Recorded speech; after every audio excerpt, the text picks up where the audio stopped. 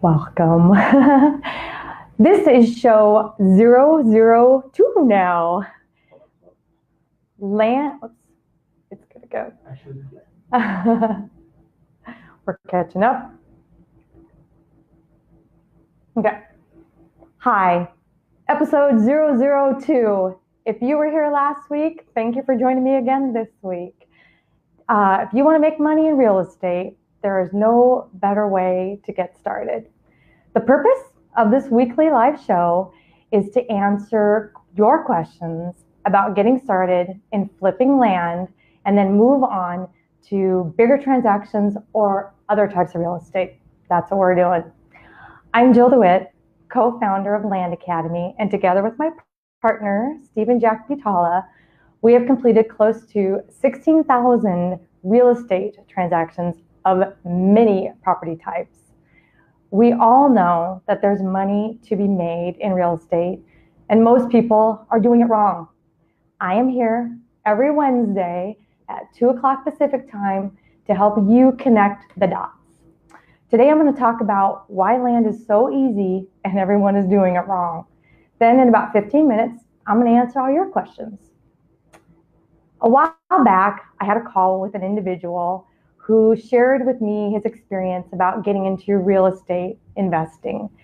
He shared this wonderful story about finding us while he was doing his research, and he dismissed the whole concept because, as he said, flipping land is not sexy. Well, after a year had passed and he had completed a handful of time-consuming, problem-filled, budget-busted house flips, revisited his concept of rural vacant land, and then he called to tell me that he couldn't be happier. We laughed about the whole thing. It was a great joke because we said, we all know flipping land might not sound sexy, but a big bank balance and easy transactions sure is. So why is flipping land so much easier than flipping houses? Well, first, land does not have a large upfront cost. Think about it. You want to get started in real estate, you want to do it right, you want to pay cash for transactions. Well, with land, you can put down, a couple $1,000s versus a few $100,000 that you would have to, buying another asset type like a SFR. Also, if, like many people, they're borrowing money to complete these transactions, we all know that everyone involved, bank, other investors, they all want to protect their investments, and they often have a lot to say. Second reason this is so much easier, land does not have potential unplanned expenses, such as a leaky roof, electrical issues, or surprise notices about permits, not being done. It's really easy. I went looking a little while ago. I was just kind of see what I would find, and it's not hard to find horror stories all over the internet of people trying to do an HGTV type project, and it all goes sideways, and they've lost so much money, and then they give up, is what sadly happens. So we don't have those issues. And then the third thing, land does not have, especially when you're selling, land does not have this high level of, let's just call it buyer hand-holding. I don't need there to show the property. I don't need to be on site with inspections or, anything like that throughout the wholesale process. So I can easily do this from anywhere in the country. Now, why is everybody doing it wrong, or how is everybody doing it wrong? This is my favorite thing to talk about, I have to share. Everyone is conditioned to wake up and go searching for deals. So let me explain this to you. Imagine, this is scenario one. You wake up in the morning, you get in your car, you're driving around looking for property, you find a handful that you're interested in. Let's say you don't have good ownership information at your fingertips, so you're calling the county, trying to get the owner's name and address, whatever you can from the county. Next, you're back at your office, you're skip tracing, that's a popular thing now, and trying to get their phone number. And then you're picking up the phone and you're making cold calls to people because you want to buy their property, buy their asset. So how many do you think you could actually reach in one day? I mean, not that many. And then let's just say you get lucky and talk to a few that day. How many do you think you're going to get lucky with and they actually want to sell? Have you tried to talk someone to selling when they are happy? They've been there for a few years. They want to retire there. That's good luck. It's been a wasted day. So here's my scenario number 2. So that was the wrong way. So now here's scenario 2, and let me paint this picture for you. Imagine that you spend a few hours on a Sunday afternoon. You're researching an area to buy property. You pick out what your criteria is. You go onto your computer, you download a current, awesome, maybe it's even a direct feed list like we have with RealQuest Pro of all the ownership information right there on your computer. Next thing you do, you scrub down your list, you add in your offer prices, then you email your completed spreadsheet along with your mailer templates all ready to go to somebody else to do a mail merge and get these offers in the mail to you. I mean, that's all you do. Someone else is doing all the work. They're getting the stamps on it, theoretically with a professional company, and in the mail for you. So that was your Sunday afternoon. Now fast forward a few days, and all you're doing is fielding all the return phone calls and signed offer letters from the people who got your offer in the mail, like your price, now want to do the deal. And once you start this process going, that's it. It just keeps going and going and going, and you never have to search for a deal again. The other thing is one I forgot to mention in the first scenario is some people have access to the MLS. We actually all have access to the MLS now. We don't even realize it, but with a realtor and things like that, we all have the MLS. But even though you think that's maybe a little bit of a better way to do it, it's not, because those deals that are in the MLS, if you're waking up and you're searching the MLS, guess what? Somebody else got there first. You didn't get there first. By doing direct mail and getting good offers out and those people calling you back, you got there first, and you are the one that's working directly with the seller and making a transaction happen. That is why this is so easy and so profitable, and I could do it from anywhere. So now I'm going to open this up and take some time and answer your questions. So if you would, go ahead, type your questions in, and I will answer them here.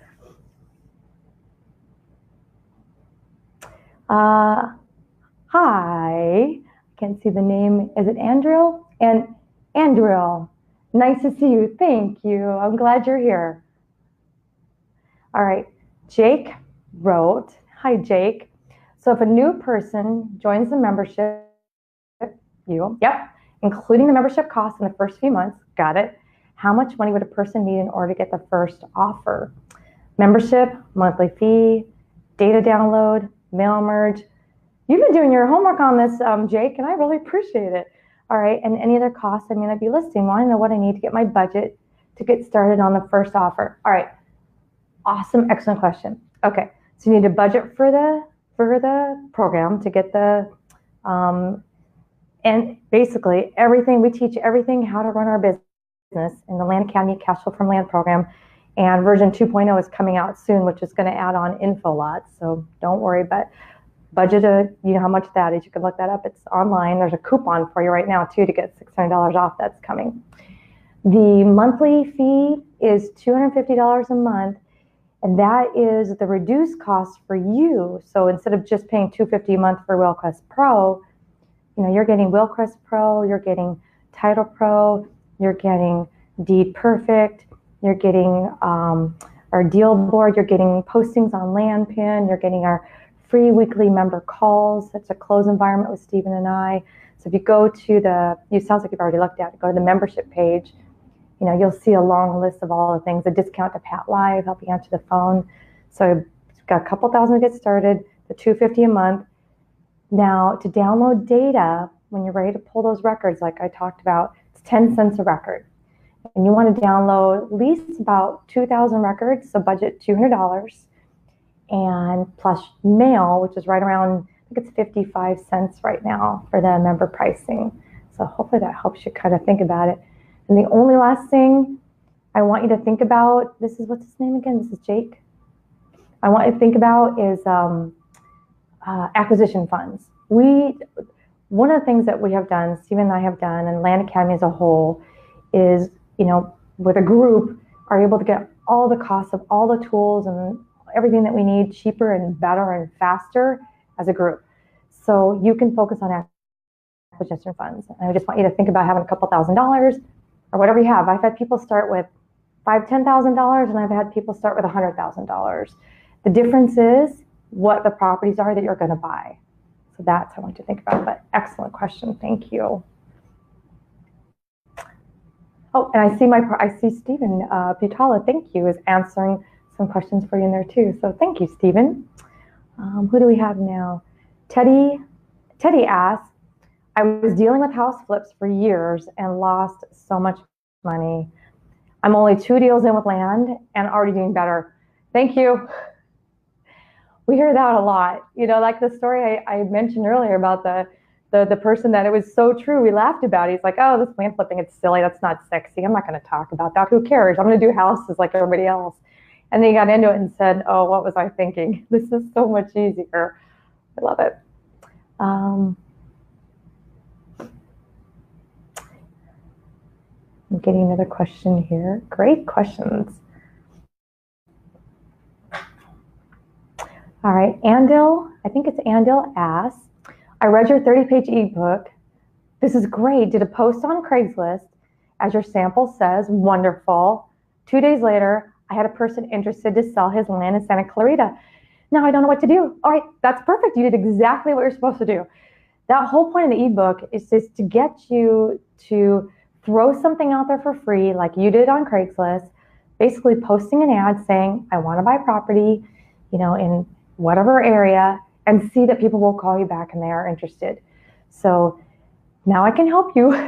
That's the next step. I mean, now it's really, you could have a couple ways. You could jump into our free online community and talk to our members, and we can get you there's a lot of free information there to help you, get the sale done and get the purchase done and doing deeds. You need to get a deed, you need to agree on a price, make sure it's the right price. You need to get a deed done, get it recorded, post it for sale. There's a lot of steps. It's not that hard, and we're here to help you. I mean, that's what Land Academy is all about. So you know what? You did everything great. You tested it. You're ready. So I would say get in our group. That's the next step. How long, Cindy asks, how long do your offers say the escrow period is? Excellent. And this is perfect, Cindy, because this is leading into what my show is about next week. So I'm going to answer, first I'm going to tell you what my show is about next week, and then I'm going to answer your questions. So next week, I'm going to really get into the computer. I'm going to show you an offer letter. I'm going to show you where you can go online for free and download our offer letter and start using it if you want to. We share it, have at it. And I'll show you kind of what a mail merge looks like and why we have a company called Offers to Owners that does it for you, and just how easy it is now. So we'll cover that next week. But to answer your question, this is like a 90-day, it's not an escrow period. I'm setting an offer as an investor, as a buyer. And a lot of the transactions, especially when you're starting out, we are self-closing our transactions because we're not spending a lot of money. I'm acting as my own title agent. I'm doing all my own homework, and I have all the tools to do that. And we show you how to do that. And I'm buying properties for a couple $1,000s and not using escrow. So I don't really have an escrow title in there.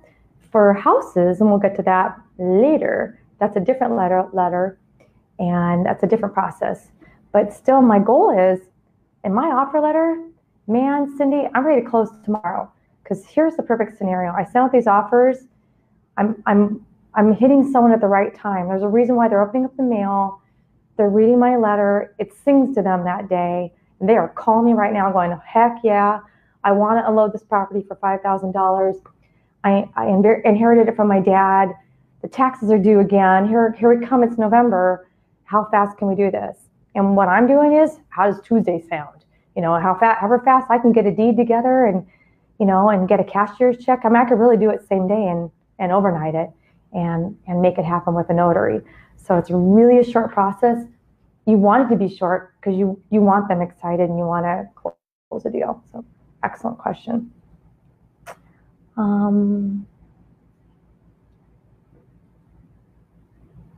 Wayne asks, question, I'm a new Land Academy member. Yay, welcome Wayne. And I'm working on my first mail merge. Awesome. Don't worry, Omar will help you. In RealQuest Pro, I've noticed that some counties have 1,000+ properties in a certain range. You're doing everything right, i.e. 4.9 acres to 5.1 acres, yes. However, some counties only have a few hundred in this. Is this normal? Yes.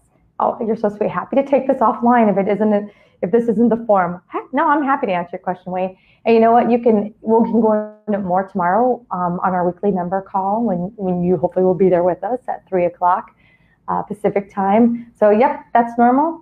And all you need to do is expand your range, and you'll find that some counties will put in a little number like that, and you might have 5,000.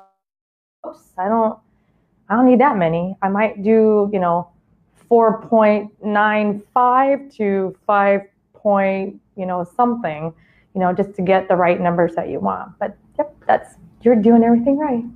So congratulations. Cindy Lee also asked, do you buy all your land right away, or do you give yourself enough time to find a buyer and do double closings? These are great questions, Cindy. You know what? We buy them. I'm not a fan of a signing contract, especially when it's a couple $1,000s. It's so nice to, let me just give you an example. Say I have a $10,000 budget. I might sit down, and I'm brand new. I might be sitting down looking at 5 $2,500 properties to double my money on, or even 10 $1,000 properties to double my money on. Why? They're so easy to complete by myself. I can do my own homework, my due diligence.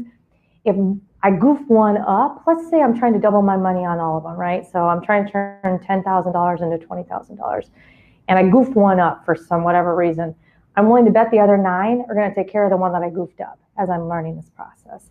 And then after you get going and you understand how it all works, then you're going to start looking at doing bigger dollar amounts or bigger properties. And then eventually too, this is a good question, you will get to the point where it's like learning to fly a plane.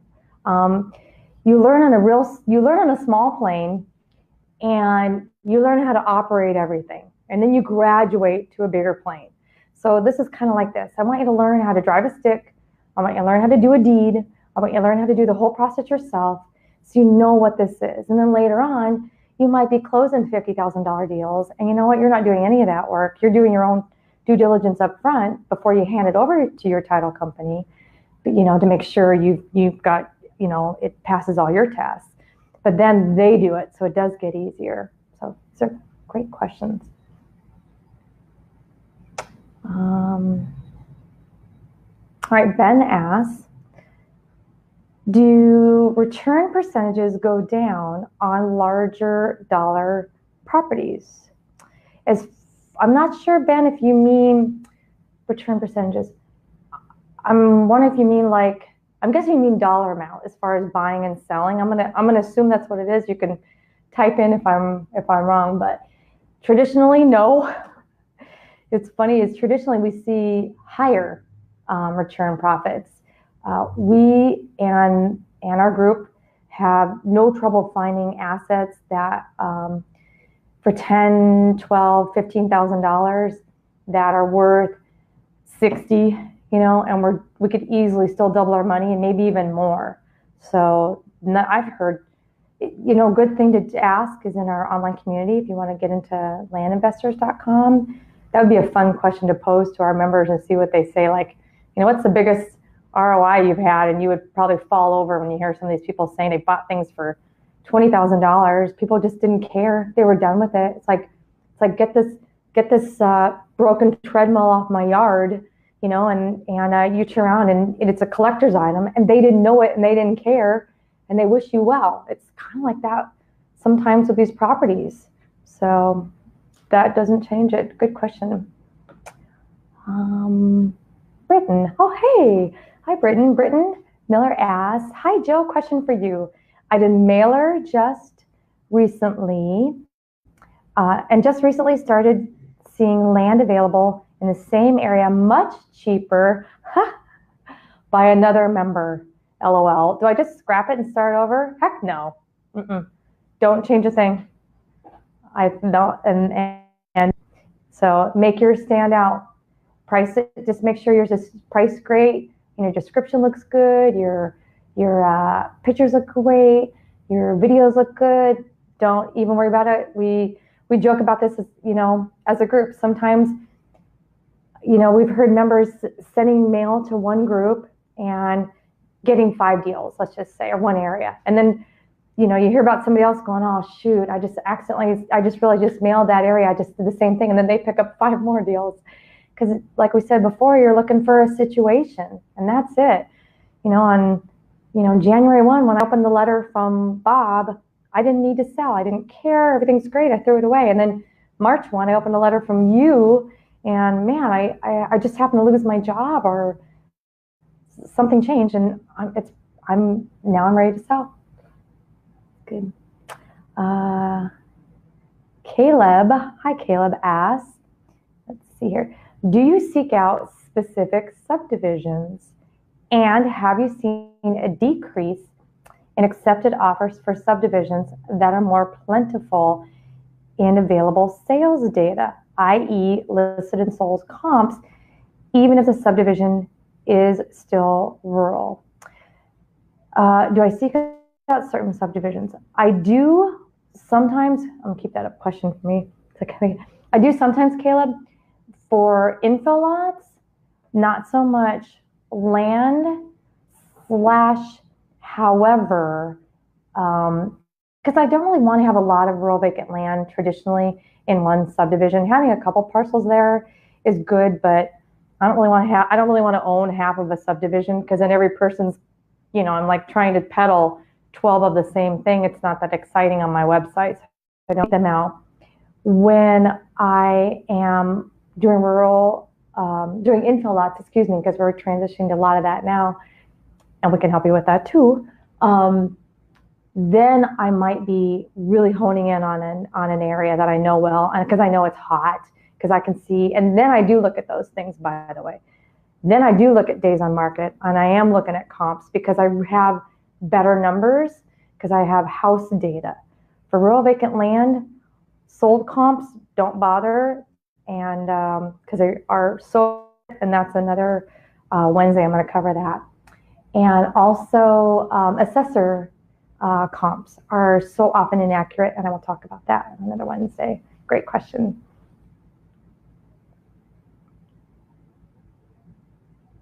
Andrew asks, thank you for asking this. All right, Andrew asks, when do you guys are planning our next event in Los Angeles? And when you meet you guys in person, Steve and Jill, cake from me. You do an incredible job. Thank you very much. Yeah, it's coming. So that's one of the things I'm going to be working on in the next several weeks. So you will start seeing probably quarterly, at least, events from us, taught by us. I think that's one of the things that made these last events so special. It's really us there doing it with you, and more are coming. So probably look for first quarter next year. So thank you.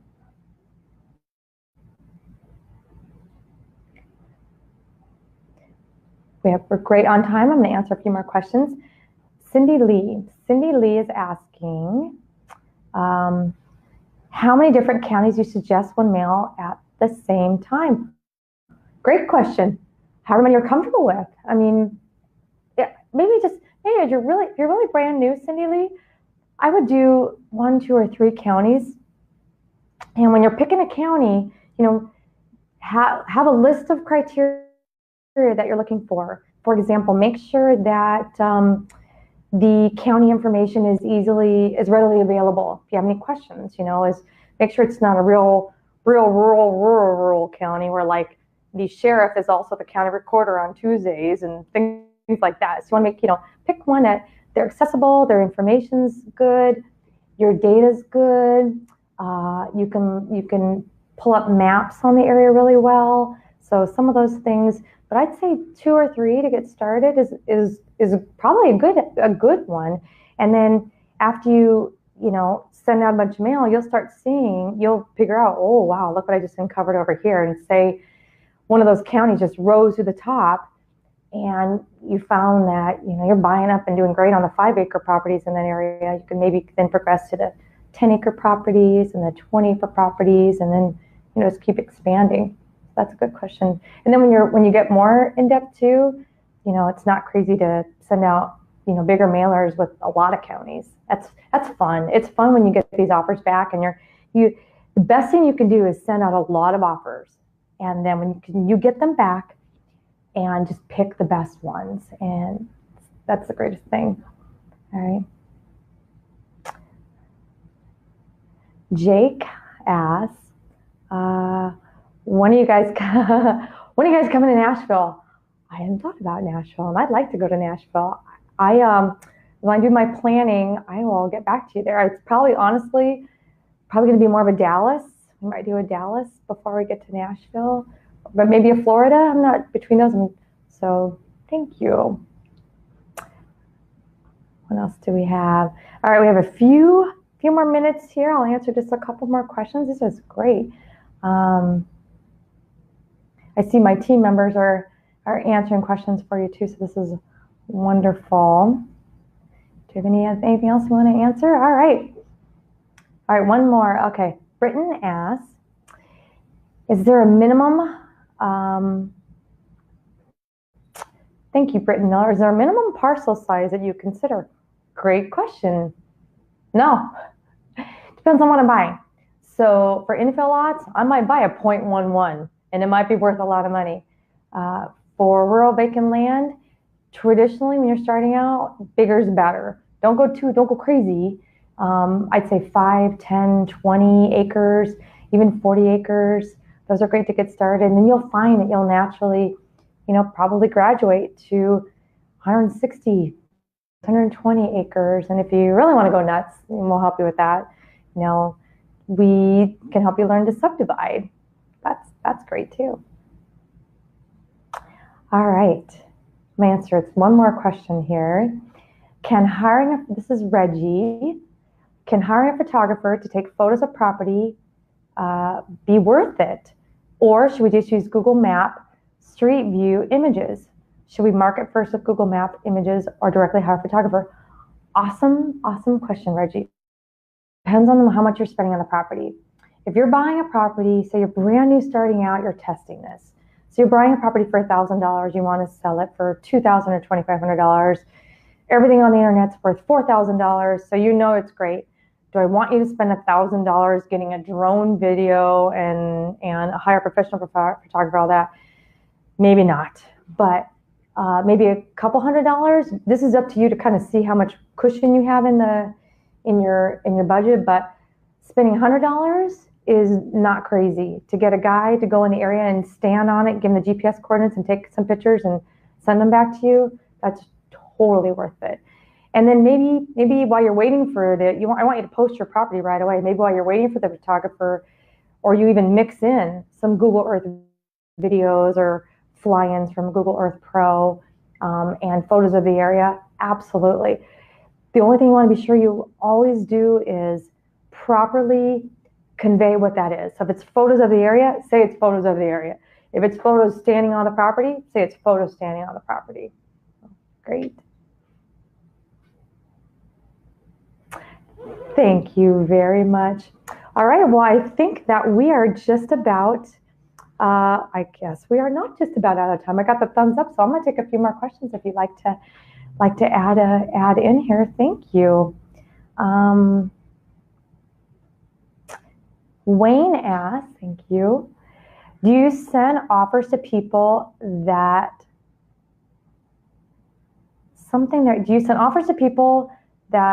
bought their land in the last 3 to 4 years? Very good question. You know what? The answer is yes. I don't scrub it out. Here's why. There could have been a year ago transfer of ownership because mom or dad passed on and they moved it into a trust, which is the best possible situation. So now the siblings do inherit the property and they're ready to sell. So I don't want to scrub out the most recent transfers. So great question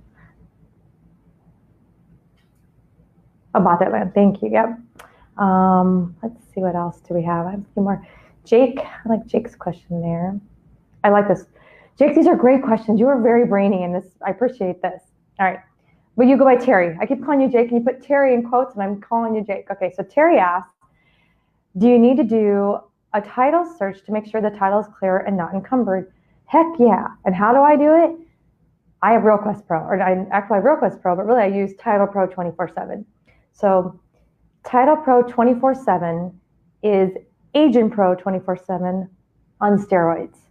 So it's everything you can do at Agent Pro, but even more detailed, and it's designed for title agents. So I can go back and see chain of title. I can go back on houses and I can see mortgage documents. I can see all kinds of excellent information. So that's absolutely what I do. So when an offer comes in, I do go back and make sure, first of all, I'll make sure, am I talking to the seller? Is this the right guy to make the decision? And then I go make sure that everything, like you just said, is in line and everything looks good before I start the process of purchasing the property. Excellent question. Hi, Justin Sleva. All right, any more questions here? Oh, wait, Jake says, Terry said my high school friends know me. Call me Jake. All right, I'll call you Jake. Wonderful. I've got one more here. Okay, Stephen asks, when is the Land Academy 2.0 release date? Thanks. Okay, we're still currently on track for Halloween. So that is our goal, to have on or around Halloween, we will have Land Academy 2.0. Okay, and what is Land Academy 2.0? I'll wrap up with this. So Land Academy 2.0 is the next level of where you should be going after 1.0. 1.0 is still awesome, current. Not much has changed since we released it a couple years ago. You still pull data the same way. If anything, it's gotten easier now.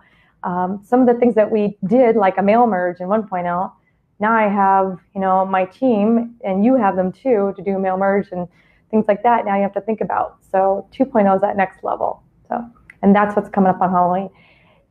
Speaking of which, we have a special going on right now. So if you're liking this, if this all makes sense to you, number one, go get our ebook. It's free. Go to landacademy.com, download the ebook, read it, see what you think, do the test, ask more questions. That's why we're here. If you've already done that and you're like, all right, I get it, I'm in, go get our program. And the coupon here is going on right now. If you put in the code SPOOKY, you will get $600 off, and that ends on Halloween. So join us. Next week, please be ready for screenshots. As I mentioned, I'm going to show our offer letter, where you can get it. I'll talk about how we collect ownership data and some of those pieces to help you kind of see what this is all about. Thank you for joining me. Please be sure and leave your comments below. Thanks for leaving your comments below, and what you would like to cover, and any topics or any other questions, we'll do our best to answer them later on. I am Jill DeWitt. I'm here to help you get started. That's the hardest part.